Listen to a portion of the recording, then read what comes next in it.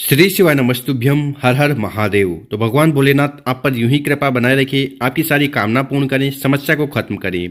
तो गुरुजी ने कहा है कि विशेषकर आज ये उपाय करोगे ना तो इससे आपकी हर प्रकार की कामना इच्छा पूर्ण होने लगेगी। ठीक है, तो इस वाले उपाय में आपको इस प्रकार से बेलपत्र लेना है, लाल चंदन लेना है और विशेष तरीके से ये उपाय कर लेना है। इस उपाय करने के बाद आपकी जैसी भी कामना है, इच्छा है, वो मात्र 5 दिन में पूर्ण होगी। चाहे वो कामना धन को लेकर हो, व्यापार में, नौकरी में उन्नति को लेकर हो, जीवन में सुख समृद्धि को लेकर हो। तो गुरुजी की कथा को सुनकर ही उपाय बताएंगे। उसके पहले इस वीडियो को लाइक कर दें, चैनल पर नए हो सब्सक्राइब जरूर करिएगा ताकि आपको ऐसी प्यारी और शानदार वीडियो हर रोज मिलती रहे। देखिए दोस्तों, इस वाले उपाय में जो सबसे पहले सामग्री आपको चाहिए वो है लाल चंदन। कितना चंदन तो मात्र आपको 1 चम्मच लाल चंदन ले लेना है। इसके बाद जो अगली सामग्री आपको लेनी है वो बेलपत्र। ठीक है, तो एक बेलपत्र लीजिएगा और जब भी बेलपत्र लो ना वो कहीं से खंडित टूटा फूटा नहीं होना चाहिए, इस बात का आपको विशेष ध्यान रखना है। इसके बाद आपको इस प्रकार से तांबे का लोटा लेना है और उस तांबे के लोटे में आपको अपने घर से, अपने किचन से शुद्ध जल भर लेना है और इन सामग्री को लेकर आपको चले जाना है अपने घर के आसपास जहाँ पर भी शिव मंदिर वहाँ। और ये वाला उपाय भी आप सुबह शाम किसी भी समय कर सकते हो। ठीक है, और शिव मंदिर में पहुंचकर सबसे पहले उत्तर दिशा की तरफ मुंह कर बैठ जाना है और जो भी पूजन पाठ करनी है वो कर लीजिएगा। देखिए, शिवलिंग के ऊपर बेलपत्र का उपाय करने से आपकी कामना पूर्ण होगी और जो भी बीमारी है वो समाप्त होगी। तो इस वाले उपाय में आपको करना क्या है वो ध्यान से सुनना, समझने की कोशिश करना। देखिए, आपके पास जो जल का लोटा है उसमें थोड़ा जल आपको लेना है और ये जो लाल चंदन है इसके अंदर आपको डाल देना है। तो सबसे पहले आपको लाल चंदन का लेपन तैयार कर लेना। लेपन तैयार हो गया, इसके बाद आपके पास जो जल का लोटा है उसको उठाना है और पूरा पूरा जल शिवलिंग के ऊपर समर्पित कर देना है। ओम नमः शिवाय, श्री शिवाय नमस्तुभ्यम, इस मंत्र का जाप करते हुए। ठीक है, जल को समर्पित कर दिया। इसके बाद आपके पास जो लाल चंदन है जिसका आपने लेपन तैयार किया था उसका हमें उपाय करना है। पर उसके पहले आपको हम यहाँ पर एक जानकारी दे दें। देखिए, ये जो बेलपत्र की बड़ी पत्ती है ये शिव जी का रूप है, नीचे दोनों पत्तियां हैं ये ब्रह्मा जी और विष्णु जी का रूप है और जहाँ पर तीनों पत्तियों का मिलन होता है ये माता पार्वती जी का स्थान है और नीचे ये जो डंडी है यहाँ पर 33 कोटि देवताओं का स्थान है। तो इस चीज़ का आपको ध्यान रखना है। तो आपको करना क्या है कि आपके पास जो लेपन है, ठीक है, लाल चंदन का, इसको उठाना है और अम का संबोधन कर देना है। तो इस प्रकार से आपको बेलपत्र की तीनों पत्तियों पर एक एक बिंदी लगा देनी है। बिंदी लगा दी, साथ ही साथ नीचे जो डंडी है, ठीक है, जहाँ पर 33 कोटि देवताओं का स्थान है, इस पर भी आपको इस प्रकार से चंदन लगा देना है। चंदन लगा दिया, इसके बाद इस बेलपत्र को उठाना है, ठीक है, और उठाकर सबसे पहले आपको स्पर्श करवाना है माता अशोक सुंदरी वाली जगह पर। ठीक है, और यहाँ पर स्पर्श करवाते समय आपकी जो भी कामना है, इच्छा है वो कह देना है।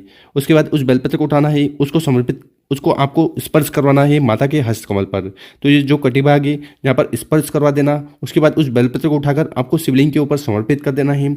ओम नमः शिवाय, श्री शिवाय नमस्तुभ्यम, इस मंत्र का जाप करते हुए बेलपत्र की डंडी होगी जलाधार की तरफ, बड़ी पत्ती होगी आपकी तरफ और यहाँ पर आपको उल्टा बेलपत्र समर्पित कर देना है।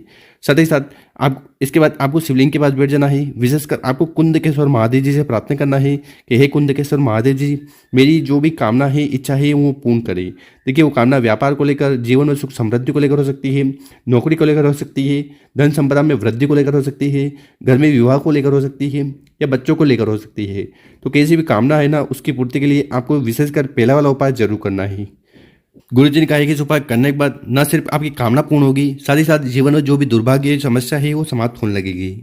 अब जानते हैं गुरुजी द्वारा बताया गया दूसरा उपाय। विशेषकर ये उपाय आपकी सारी समस्या तो खत्म करेगा ही करेगा, साथ ही साथ जीवन में जो दुर्भाग्य है, आपके कार्य बनते बनते अटकने लगते हैं, तो ऐसी भी कौन सी भी समस्या है ना या कौन सी भी झंझट आपके जीवन में लगातार आ रही है तो उसकी समाप्ति के लिए आपको ये उपाय जरूर करना है। तो इस वाले उपाय में जो सबसे पहले सामग्री आपको चाहिए वो है शहद। ठीक है, तो मात्र 1-2 चम्मच आपको शहद ले लेना है।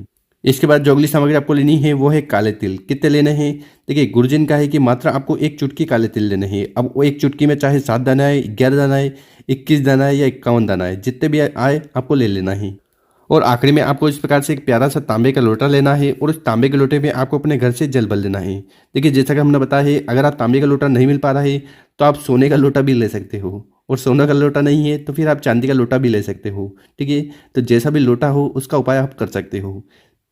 तो इस प्रकार से आपको तीनों सामग्री को इकट्ठा कर आपको चले जाना है अपने घर के आसपास जहाँ पर भी शिव मंदिर है, ठीक है, वहाँ। और ये वाला उपाय भी आप सुबह शाम अपनी इच्छा अनुसार कर सकते हो और शिव मंदिर में पहुंचकर जो भी पूजन पाठ करनी है शिवलिंग की वो कर लीजिएगा। फिर आपको दक्षिण दिशा में बैठकर उत्तर दिशा की तरफ मुँह कर विशेष तरीके से उपाय करना है। देखिए, शिवलिंग के ऊपर आप शहद का उपाय करते हो ना तो इससे आपके जीवन के सारे दुर्भाग्य खत्म होते हैं। उसी प्रकार से शिवलिंग के ऊपर अगर आप काले तिल का उपाय करते हो तो आपकी सारी समस्या, झंझट, परेशानी समाप्त होने लगती है। तो इस वाला उपाय में आपको करना क्या है वो ध्यान से सुनना, समझने की कोशिश करना। देखिए, आपको करना क्या है कि ये जो शहद है, ठीक है, इस शहद को उठाना है और इस प्रकार से आपको शिवलिंग पर अच्छी तरह से लेपन कर देना है, ठीक है। तो शहद को उठाकर आपको शिवलिंग पर लेपन कर देना है। तो अच्छी तरह से आपको शहद लगा देना है शिवलिंग के ऊपर।